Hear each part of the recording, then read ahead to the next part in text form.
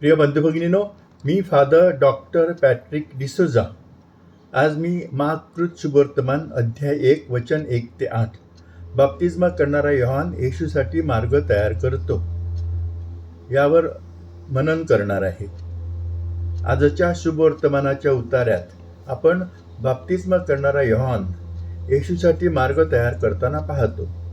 ईश्वराने त्याचा प्रिय पुत्र येशू ह्याला बाप्तिस्मा देणाऱ्या योहानाबद्दल जे सांगितले होते त्याचे वर्णन ज्याने केले आहे त्या यशायाला मार्क उद्धृत करतो.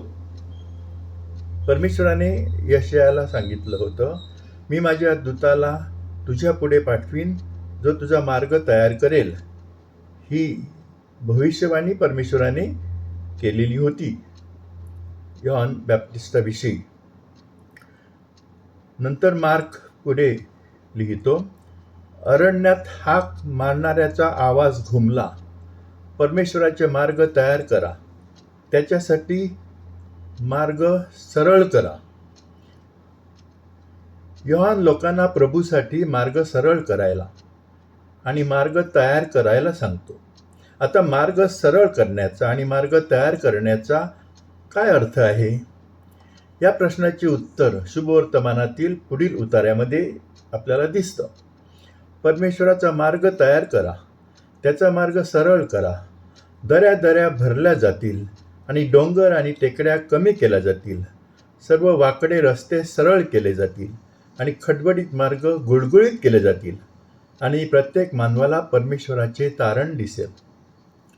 आपण आपल्या जीवनावर चिंतन केले पाहिजे. आपले जीवन योग्य मार्गावर आहे की नाही?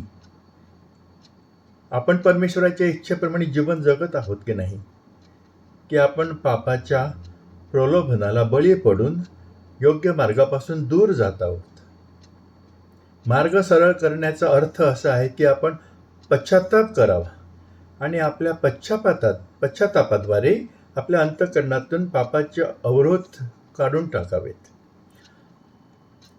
बाप्तिस्मा करणारा योहान वाळवंटात प्रकट झाला. पापांच्या क्षमेसाठी पश्चातापाचा बाप्तिस्मा त्याने घोषित केला. सर्व यहुदी प्रदेश आणि येरुशलेमचे सर्व लोक त्याच्याकडे गेले. त्यांच्या पापाची कबुली देऊन त्याने यार्देन नदीत त्याच्याकडून बाप्तिस्मा घेतला. बाप्तिस्मा करणारा योहान हा लोकांना दोन गोष्टी करायला सांगतो. एक, पश्चाताप करणे आणि त्याच्याकडून पश्चातापाचा बाप्तिस्मा स्वीकारणे. पश्चाताप ही परमेश्वराकडून क्षमा मिळवण्याची पूर्व अट आहे. पश्चाताप करण्यासाठी आपण आपलं पाप नम्रतेने स्वीकारलं पाहिजे. आपण पाप केले आहे आणि आपल्याला परमेश्वराकडून क्षमा मिळण्यासाठी पश्चाताप करणे आवश्यक आहे. हे सत्य स्वीकारल्याशिवाय पश्चाताप होऊ शकत नाही आणि पश्चातापाशिवाय आपल्या पापांची क्षमा होऊ शकत नाही. आता लोक तिथे येतात आणि योहान बाप्तिस्ताकडून पश्चातापाचा बाप्तिस्मा यार्देन नदीमध्ये स्वीकारतात. त्याविषयी मार्क नमूद करतो की संपूर्ण यहुदी प्रदेश आणि जेरुसलेमचे सर्व लोक त्याच्याकडे गेले. आपल्या पापांची कबुली देऊन त्यांनी त्याच्याकडून यार्देन नदीत बाप्तिस्मा घेतला. आपण आपले पाप स्वीकारून पश्चाताप करण्यास आणि बदल स्वीकारण्यास का तयार नाहीत? एक, आपला अहंकार. अनेकदा आपला अहंकार आपल्याला आपल्या चुका, आपली पापं स्वीकारण्यापासून रोखतो. आपल्याला असं वाटतं की आपण आपल्या पापांचा स्वीकार केला तर आपल्या स्वाभिमानाला हानी पोहोचेल. आपण इथे एक गोष्ट विसरतो की स्वार्थ, गर्व, इतरांच्या गरजांबद्दल असंवेदनशीलता आणि भावनाविरहित जीवन असलेल्या अहंकाराने किंवा स्वाभिमानाने जगण्यापेक्षा शुद्ध अंतःकरणाने आणि पापापासून मुक्तपणे जगणे केव्हाही चांगले आहे. परमेश्वरावरील प्रेम आणि शेजाऱ्यांवरील प्रेम आपल्या जीवनासाठी महत्त्वाच्या आणि आवश्यक अशा गोष्टी आहेत. दुसरे कारण, आपण बदलण्यास तयार नसतो कारण आपल्याला आपल्या पापीपणाची जाणीव नसते किंवा आपण आपला पापीपण स्वीकारण्यास तयार नसतो. डॉक्टर कार्ल मेनिंजर, अमेरिकन मानसोपचार शास्त्राचे डीन, ह्यांनी व्हॉटेवर बिकेम ऑफ सिन या नावाचे पुस्तक लिहिलेले आहे. या पुस्तकामध्ये डॉक्टर मेनिंजर म्हणतात की लोक पापाची भावना गमावून बसले आहेत. ते चुकीच्या कृत्यासाठी आपण दोषी असल्याचे मान्य करायला तयार नाहीत. आपण पाप केले आहे हे ते मान्य करत नाहीत. आपण पापी आहोत असे त्यांना वाटतच नाही. पण हे लोक चुकीचा विचार करत आहेत, कारण ते आपल्या अंतःकरणात योग्य रीतीने डोकावत नाहीत. आपण काही पाप केले आहे की नाही हे समजण्यासाठी आपला हेतू, आपल्या कृती, भावना आणि निर्णय ह्यांचे स्पष्टपणे मूल्यांकन ते करत नाहीत, आणि त्यामुळे आपण आपलं पापीपण पाहण्यामध्ये अयशस्वी ठरतो. आता जी लोक आपलं पाप स्वीकारत नाहीत त्यांच्याविषयी संत योहान आपल्या पत्रात असे ठामपणे म्हणतो, जर आपण म्हणतो की आम्ही पापरहित आहोत तर आपण स्वतःला फसवतो. जर आम्ही म्हणतो की आम्ही पाप केले नाही तर आपण म्हणतो की परमेश्वर लबाड आहे आणि त्याचे वचन आपल्यामध्ये नाही. तिसरं कारण, बऱ्याचदा आपण स्वतःला एका विशिष्ट जगण्याच्या पद्धतीवर स्थिर केलेले आहे आणि ते जीवनशैलीमध्ये आपल्याला आरामदायक वाटते. आपल्याजवळ जे आहे आणि आपण जे करत आहोत त्यात आपण आनंदी असतो. तेव्हा आपल्या सध्याच्या जीवनशैलीपेक्षा चांगले असू शकणारे इतर पर्याय पाहणे आपल्याला आवडत नाही. चौथं कारण, कधीकधी आपल्याला अज्ञात आणि अनिश्चित वाटणाऱ्या भविष्याची भीती वाटते. या बदलाचा परिणाम म्हणून आपल्या जीवनामध्ये काय बदल करावा लागेल, कुठल्या नवीन जीवनशैलीच्या आव्हानांना सामोरं जावे लागेल ह्याची आपल्याला भीती वाटते. पाचवं कारण, कधीकधी आपल्याला असे वाटते की आपण अद्याप आपल्या जीवनात बदल करण्यासाठी तयार झालेलो नाहीत. अजून योग्य वेळ आली नाही. आपण योग्य वेळ येण्याची वाट पाहतो, पण योग्य वेळ मात्र कधी येतच नाही. योहानाविषयी मार्क सांगतो, योहानाने उंटाच्या केसाचे कपडे घातले होते, कमरेला चामड्याचा पट्टा बांधला होता आणि तो टोळ आणि रानमध खात असे. योहान आपल्याला दाखवतो की परमेश्वराने आपल्यावर सोपवलेल्या कार्याचे महत्त्व आपण कुठले कपडे घालतो किंवा कुठले अन्न खातो ह्यावरून मोजले जात नाही, किंवा आपण कुठले कपडे घालतो किंवा कोणते अन्न खातो ह्यावरून त्याचे यश निश्चित होत नाही. आपल्यावर सोपवलेले कार्य आपण कशा प्रकारे स्वीकारतो आणि परमेश्वराने आपल्यासाठी दिलेल्या आवाहनाला आपण कसा प्रतिसाद देतो हे महत्त्वाचे आहे.